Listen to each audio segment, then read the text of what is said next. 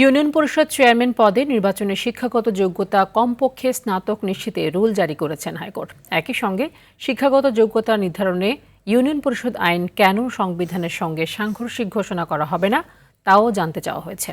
দুপুরে সুপ্রিম কোর্টের দুই আইনজীবীর করা রিটের প্রাথমিক শুনানি শেষে বিচারপতি আহমেদ সোহেল ও বিচারপতি ফাতেমা আনোয়ারের হাইকোর্ট বেঞ্চ এই রুল দেন। এতে এলজিআরডির সচিব, আইন সচিব ও প্রধান নির্বাচন কমিশনারকে জবাব দিতে বলা হয়েছে।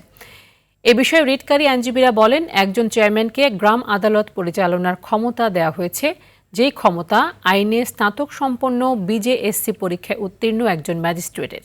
তাই এদের শিক্ষাগত যোগ্যতা ন্যূনতম স্নাতক হওয়া উচিত।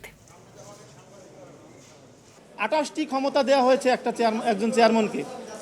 এই ক্ষমতা একজন পার্লামেন্ট মেম্বারকে দেওয়া হয়নি। সুতরাং যেহেতু বিচারিক ক্ষমতা একজন ম্যাজিস্ট্রেটের সাথে সাংঘর্ষিক, একজন ম্যাজিস্ট্রেট তাকে 3 লক্ষ টাকা সমমানের দ্বিতীয় শ্রেণীর ম্যাজিস্ট্রেট, জুডিশিয়াল ম্যাজিস্ট্রেট, সে বিচার করতে পারে, আর্থিক জরিমানা দিতে পারে 3 লক্ষ টাকা। একজন চেয়ারম্যান যে কিনা নির্বাচিত প্রতিনিধি, কিন্তু সে গ্রাম আদালতে বিচার করতে পারে 3 লক্ষ টাকা 2024 অনুযায়ী। তাহলে সে একজন অশিক্ষিত ব্যক্তি কিভাবে বিচারিক ক্ষমতা পায়?